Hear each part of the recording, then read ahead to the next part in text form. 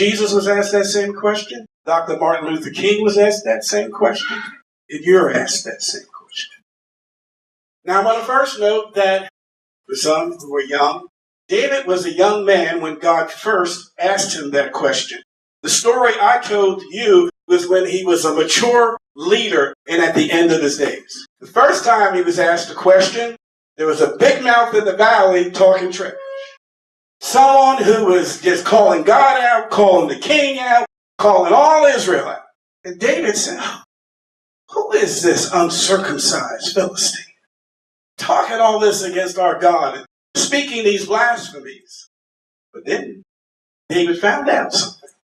He said, yeah, the king said, whoever kills him gets his fine daughter, gets some money, and gets some land. David said, oh, there's incentive.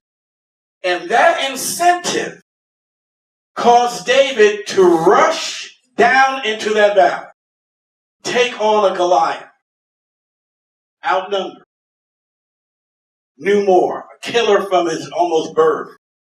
And he slayed the giant. What's my point? At the beginning, when he was immature, he needed incentive. Land, money, and a woman. I mean, there's not too much more than that. Watch out 3 times. But at the end of his life, when he was matured, there was only one thing he knew was important: to protect the innocent. He wasn't going to be a greater king. He wasn't going to get any land. He wasn't going to get a castle or another woman. His motivation was based purely on saving the innocent. And he was willing to lay down his life. No greater love than a man has in this than one that would lay down his life for his brethren. November 22nd, 1963. If you're as old as I am, you know where you were, you know what you were doing, and you could feel something that you had never felt before. You felt the heaviness of a nation. John F. Kennedy is shot and killed in Dallas. I'm walking home from school, and I can't express what I'm feeling. I don't go to church. Parents, Bible believing, but they were so busy about making a living. They were bothered with the church for us. And I got home, I said, Mom, there's something wrong. I know the president was shot, but there's something wrong outside. Couldn't express it. I was feeling the heaviness of a nation. They asked Dr. Martin Luther King, these turn of events, Dr. King, what do you have to say? What do you have to say? He said, well, it's a shame. This is a tragedy. 1963. But the same people that killed him will kill me also. I will not see my 40th birthday. As years progressed, Dr. King had a habit of giving his wife 12 roses on their wedding, on their anniversary. Just prior to his 40th birthday, he gave her 12 artificial roses because he knew that would be the last bouquet he would ever give her.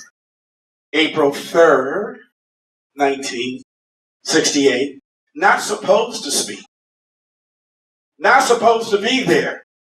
He's not supposed to speak to the next day. But they call him and say, you got to come here. You got to come. The people are going crazy. They want to hear from you. He comes down there and gives that prolific speech. Longevity is nice. I would like to live a long life. But it really doesn't matter to me now. Because I've been to the mountaintop. And I looked over on the other side. And I want to tell you, one day we as a people, he didn't say black people, he said we as a people will one day get to the promised land. But he interjected something. He said, I won't get there with you. But one day we will.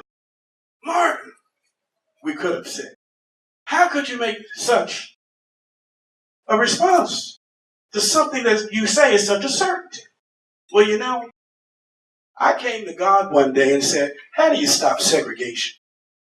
How do you pass civil rights law? How do I get this done?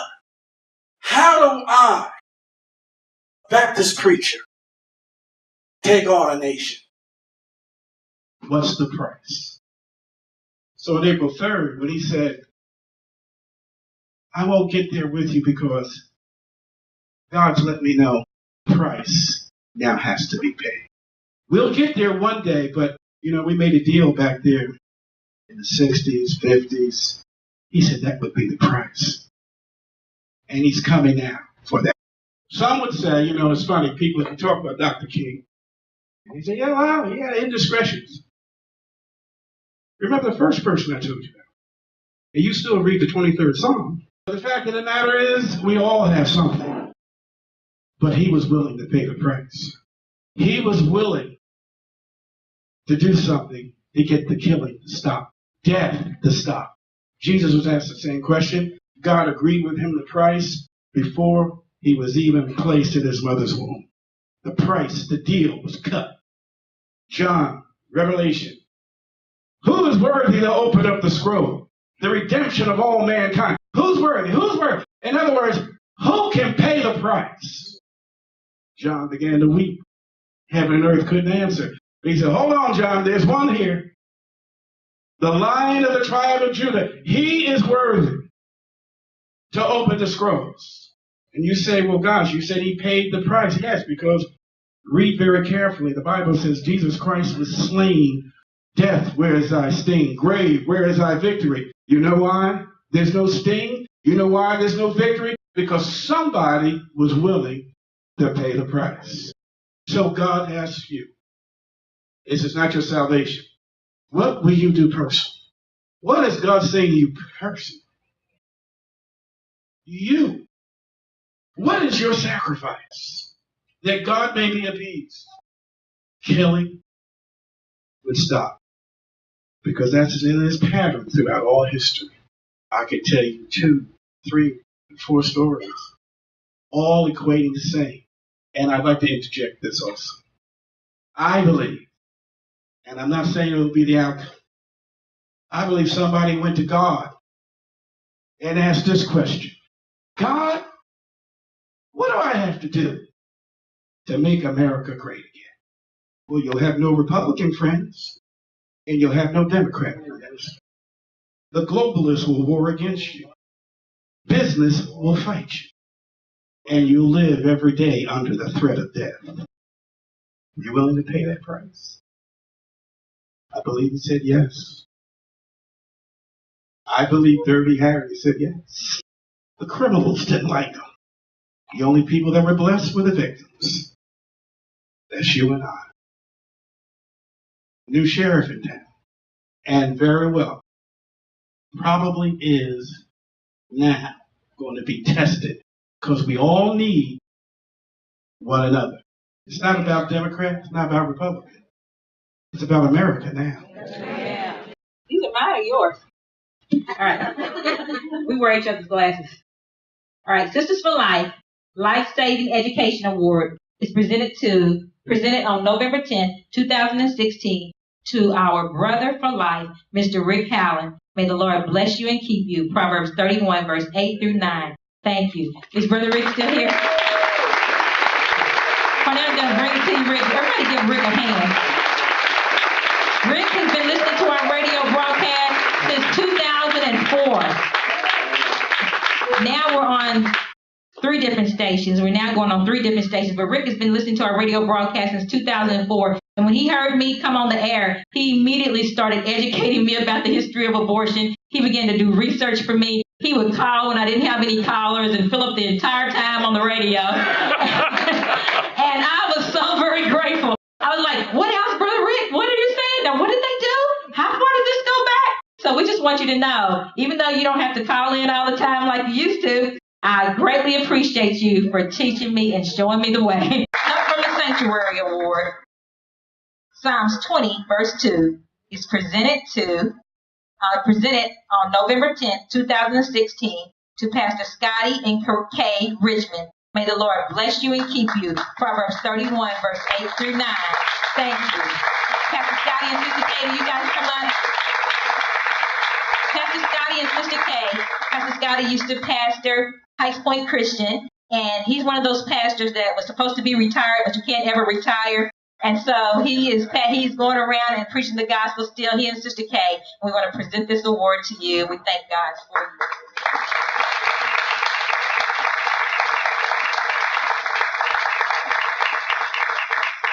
They are literally my help from the sanctuary. If I say we need the room furnished at the Sisters for Life house, they furnish the room. If I say we need new blinds at the house, they furnish the new blinds. If I say, you know what, we need more monthly partners, they do monthly partnership. If I say, you know what, it sure would be nice if we get some help during the summertime. They go out of town for the summer and for the winter, but they start sending those checks. They say, Angela, we know you need some help right about now. So we are so grateful for their help from the sanctuary. Now, this other award is a dear friend of ours, and she's not here with us tonight. Neither is that individual here tonight, so we're not going to call that one out, but I'll deliver that one. But this one here, I just wanted to acknowledge because it says Sisters for Life Life-Saving Legacy Partner Award is presented on November 10, 2016 to Jenny Mackin for your abundance of help and support for the ministry. May the Lord bless you and keep you. Proverbs 31, verse 8 through 9. And Jenny Mackin is a great supporter of Sisters for Life. Some of you all may know her. She's just a tremendous woman. And she asked me years ago to MC an event many years ago, probably 10 years ago. And we've been friends ever since. And she's been a partner of Sisters for Life ever since. But she's experiencing some health issues tonight. And so she wasn't able to be here. But we just thank God for her. We thank God for all of you all. We thank God for Representative Reiner. I know I keep saying Representative Reiner, but that's because I just believe prophetically that you're not done in Frankfurt. But Representative Reiner actually filled more tables than anybody has ever filled with a total, he and Claudia, with a total of like 6 tables tonight. Thank you, Representative. Somebody like those of you in this room made a decision to allow people to make it their full-time ministry. And I am here tonight to ask you, please, we talk about what price will each of us pay. When people pay a price, it comes in a lot of different forms. For some, it's a physical sacrifice. Some, it's an actual giving of their time. For some, it's the talent that they have. But for some, it's their treasure. And for some, it's some or all of the above. But I'm asking you tonight to dig deep. I want to share with you just briefly something from the Word of God. This is from Luke 12, verse 16. And he told them this parable. The ground of a certain rich man yielded an abundant harvest. He thought to himself, what shall I do? I have no place to store my crops. And then he said, this is what I'll do. I will tear down my barns and I'll build bigger ones. And there I will store my surplus grain. And I'll say to myself, you have plenty of grain laid up for many years. Take life easy, eat, drink, and be merry. But God said to him, you fool, this very night your life will be demanded from you. Then who will get what you have prepared for yourself? This is how it will be for whoever stores up things for themselves, but is not rich toward God. How greater can we show our appreciation for what God has done for us than to give back some small portion of what He has blessed us with to save an innocent life? What more could we do? Do we want to stand before our Creator someday and to hear God tell us we did not step up when He blessed us with that ability? We are so blessed to be Americans. We are so blessed to live in the land of the free, in the home of the brave. We take for granted the tremendous sacrifice that has been made to afford us this luxury. And God has blessed us beyond measure, pouring over. I'm asking you tonight, please, to do 2 things. Number 1, on the table in front of you, there's an envelope. It's just a plain envelope. Inside, there's information that you can write down. You can write a check tonight. You can check and make a commitment. But please grab these. If somebody at each table could just grab one, there should be enough for everybody. Pass it around. What you do with this is between you and God. But I want to encourage you about something. We had a song at the beginning, that I am a friend of God. How awesome that the Creator of the universe is our friend. That we have a bridge that has been paid, the price that was paid to allow us to talk with the Creator of the universe. to be able to bridge that gap of our flaw and our imperfection, to speak to a perfect God. A price has been paid.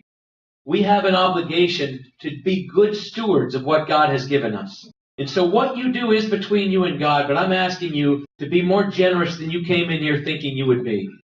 You came in here, I guarantee you, almost all of you, predetermined in your mind what you were going to do tonight. I'm asking you to do more than that.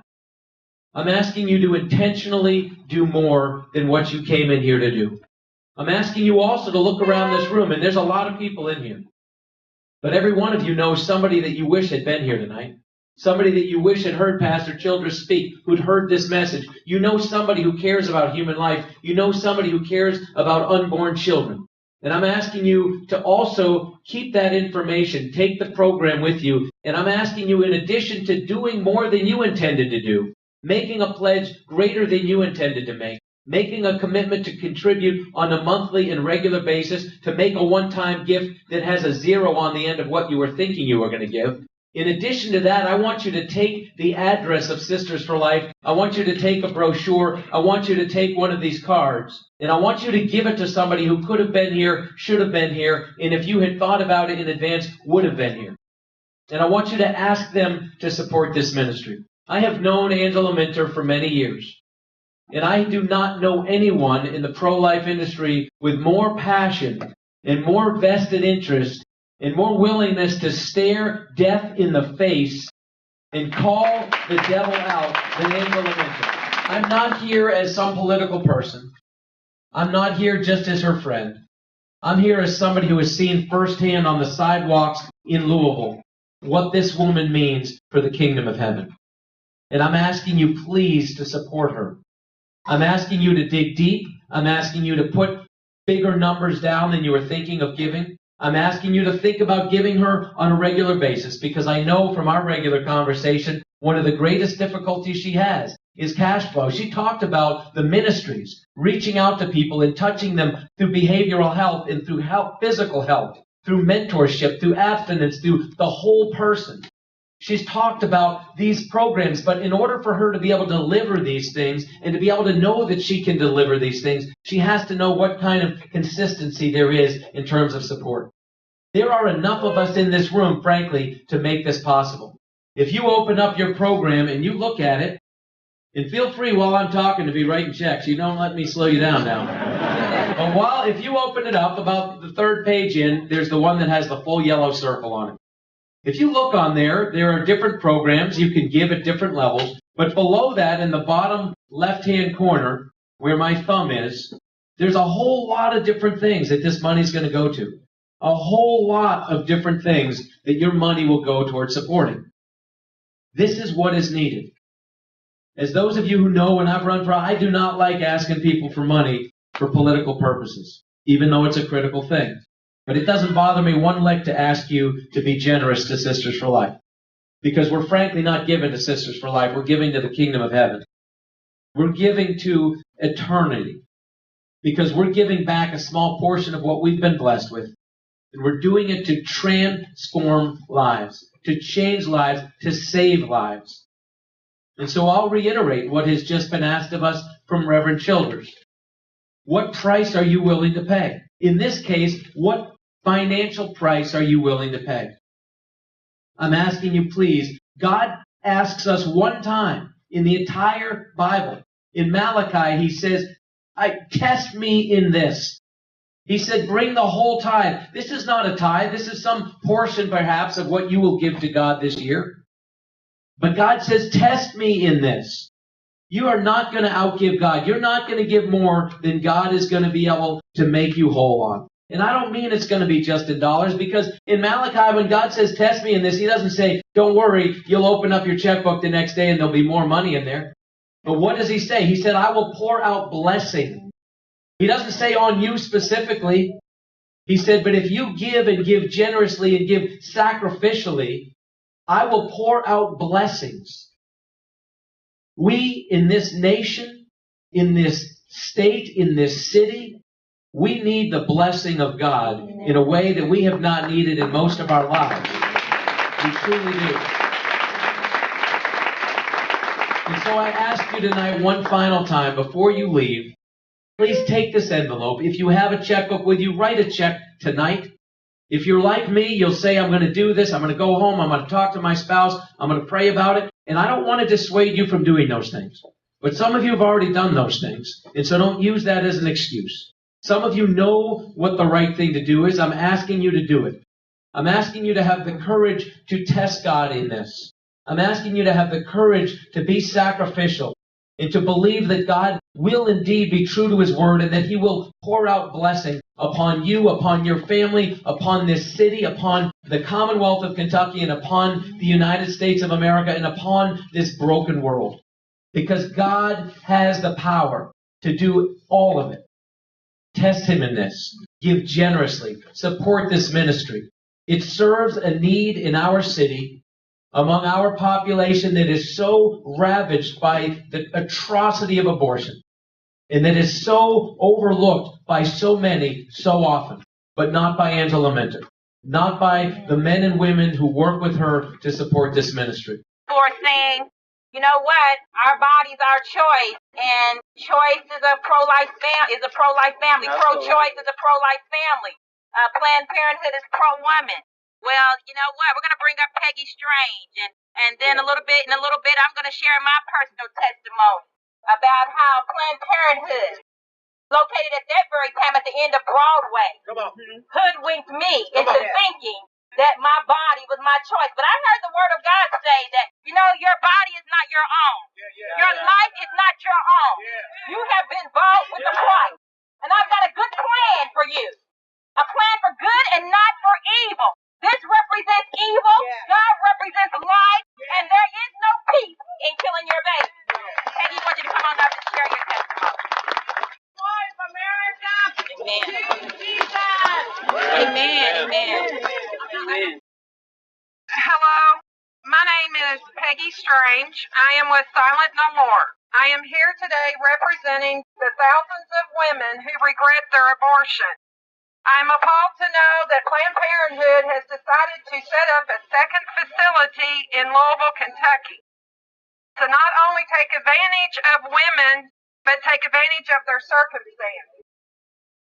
I do not understand why a facility like Planned Parenthood that claims to be for a woman would start performing abortions before they even have a contract with an ambulance or hospital provider to make sure that the woman has every medical need met in case of an emergency. Why do abortion clinics try their best to keep women that are going into their facility from receiving information from pro-life organizations on options that they may not know about? Why did the Kentucky Senate feel they needed to pass the SB 4 bill, making sure all women are counseled and have a waiting period of 24 hours to think before an abortion? Because abortion is a lie. If you were to have a surgery performed by a doctor, they are required by law to tell you all of the risks that you would be facing during and after the procedure. They would also have to disclose the truth about what they were about to remove from your body, the side effects that might take place, for you to make an informed decision about all your options. They would also have to be prepared for any medical emergencies, which includes transportation to another facility that is better equipped to handle the emergency at hand. Why should Planned Parenthood be allowed to get away with the lies that they are instilling into our youth and community? That there are no bad side effects from abortion. I have heard people who believe that a child in the womb is just tissue, that abortion is a healthy choice for a woman to make, and that they have heard the same story of pain and regret from post-abortive women and men who lost a choice to choose life. These same people say that what we tell is a lie, that it is just a statement that we all have to come up with because our stories we share are all about the same after an abortion. We tell the same story of regret and pain because the truth always comes out, and the truth is that abortion can hurt women, not physically, but spiritually also. What does Planned Parenthood think? That since they were not being held accountable for any previous offenses against women and the unborn, that they could do as they please without any thinking about the safety of the patients' lives involved in the laws of the Commonwealth. God gave us free will to make our choices in life, choices from truth and facts. If they would have told me the truth, my baby would be alive today. How many more children would have survived Roe versus Wade? This is why I'm standing here. Legalize the killing of babies throughout all 9 months with a 7-2 decision. When the Supreme Court said blacks are not human beings, those who stood against it were met with this retort. So you don't believe in slavery? So you don't want to own a slave? Don't own a slave. But don't inflict your moral views upon me. When we stand for life, those that were carrying those signs say, oh, if you don't believe in abortion, Planned Parenthood said, well, don't have an abortion. But don't inflict your views upon me. Well, I want you to know something. I told them, I said abortion is wrong. The leading cause of death in the black community is abortion. Planned Parenthood targets minorities and blacks. They put over 80% of their abortion mills in the inner city and black neighborhoods and amidst college campuses. And I told them, I said, but you know what? We have a choice today. And it's a loving choice, and it's a choice for life. And I told them, I said, there's an old African proverb that said, are all the children well? Are all the children well? No. A great tribe in Africa, when they greeted one another, I told them, I said, they would say, are all the children well? Are all the children well? All the children well. Well, I want you to answer this question. Are all the children well? No. Are all the children well? No. Over 60 million would say, no, I'm not well. And guess what? 2 of my babies are in that number. And I told them, 2 of my babies, John, Justice, and Judah, who have a memorial in Frankfurt right down the street from my college campus. Right. I told them that, you know what? They weren't well. But all the children can be well if we'll speak up and we'll cry loud and spare not. If we'll be a voice for the voiceless. And when I got done, they began to give me a hand clap. And they began to clap their hands and they began to say, that was a good spot for y'all to clap. That been like segueing right into it. We would have been really on the roll, okay? But when I got done, the teacher said, I want to see you after class. I started to look Ralph Cramden, hubba, hubba, hubba, hubba, hubba. And I said to myself, and I began to talk to the Lord as I took my seat. I said, Lord, it seemed like that was a bit much for the first day of class.